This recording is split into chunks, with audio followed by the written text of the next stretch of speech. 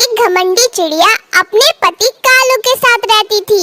वह अपने आप को सारी चिड़िया में सर्वश्रेष्ठ समझती थी। सुनते हो जी, देखो मैं कितनी सुंदर लग रही हूँ। मेरे पंख तो देखो, ये कितने प्यारे लग रहे हैं। कोई है इस जंगल में मेरे जैसा? कोई नहीं है। तुम तो जब देखो तब अपनी तारीफ ही करती रहती हो। मैं कह देता हूँ, ये तुम्हारे पंखों का घमंड किसी दिन तुम्हारी जान पर न बनाए। तुम तो जब मुंह खोलते हो कुछ न कुछ अशुभ ही बोलते हो। तुमसे तो कुछ पूछना ही बेकार है। तभी मीना चिड़िया गुस्से में उड़कर टिन-टिन चिड़िया के घोंसले में चली जाती है। टिन-टिन चिड़िया वहाँ अपना घोंसला सही कर रही होती है, जो बारिश और आंधी के कारण गिर गया था। अरे टिन-टिन, तुमने अभी तक अपना घोंसला सही नहीं किया। मुझे देखो, मैंने अपने प्यारे पंखों से अपना घोंसला कब का सही कर दिया और अभी कुछ देर में भोजन लेने जाऊंगी। अरे मीना बहन, मेरा थोड़ा तबीयत खराब है, इसलिए आराम कर कर के घोंसला बना रही हूँ। हाँ, तुमको जब देखो तब बीमार ही रहती हो, कब ठीक रहती हो? मीना टिन-टिन चिड़िया की मदद करने की बजाय उसका मजाक और बातें सुनाकर चली जाती है और ये सब बातें अपनी कुछ सहेलियों से भी बताकर खूब हंसती है। तभी कालू ये सब बातें सुन लेता है। अरे मीना, क्या तुमको शर्म नहीं आती? जब देखो तब दूसरों का मजाक उड़ाती रहती हो। तुम बड़े आए दूसरों की तरफदारी करने वाले, ये क्यों नहीं कह देते कि टिन-टिन की बुराई तुमसे बर्दाश्त नहीं होती? तुमसे तो बात करना ही बेकार है। कुछ भी कहो, तुमको गलत ही लगता है। एक दिन देखना, जब तुम कहीं फंसोगी तो वही तुम्हारे काम आएगी। ये तुम्हारी पंचायत वाली कोई काम नहीं आएगी। मीना कालू की बातों पर ध्यान न देकर वह अपने पंखों को देखने लगती है और सोचती है, मेरी जैसा पंख तो किसी का भी नहीं है।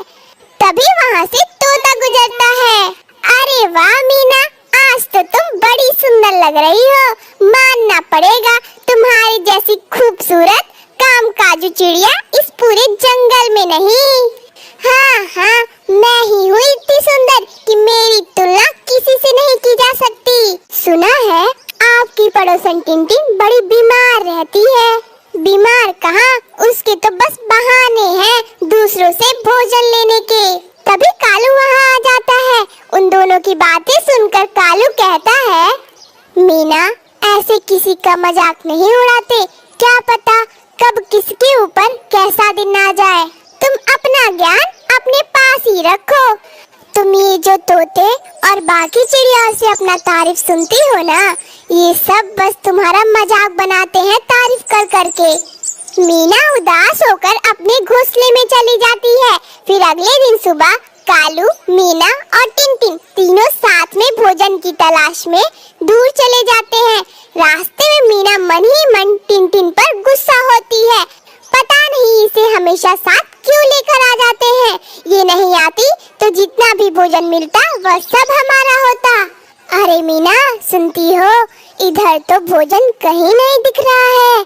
मैं एक काम करता हूँ, मैं इधर जाता हूँ, तुम दोनों दूसरी तरफ जाओ। पता नहीं किस मुसीबत को मेरे गले बांधकर चले गए। खुद तो कुछ करेगी नहीं, मुझे भी नहीं करने देगी। तभी मीना सोचती है, क्यों न टिन-टिन को भगा दिया जाए और सारा भोजन लेकर मैं अपने घर चली जाऊंगी। तुम यहाँ से चले जाओ टिन-टिन, वैसे भी तुम कुछ करोगी नहीं, मैं ही तुमको भोजन ला कर दूंगी, इसीलिए तुम यहाँ से जाओ। नहीं, मैं कहीं नहीं जाऊंगी, मैं भी तुम्हारे साथ रहूंगी और अपना भोजन खुद इकट्ठा करूंगी। तभी मीना चिड़िया गुस्से से जल्दी जल्दी उड़ने लगती है और घने कांटे में जाकर फंस जाती है और चिल्लाती है, बचाओ, मुझे कोई बचाओ। क्या हुआ मीना, क्या हुआ? और तुम कहाँ हो?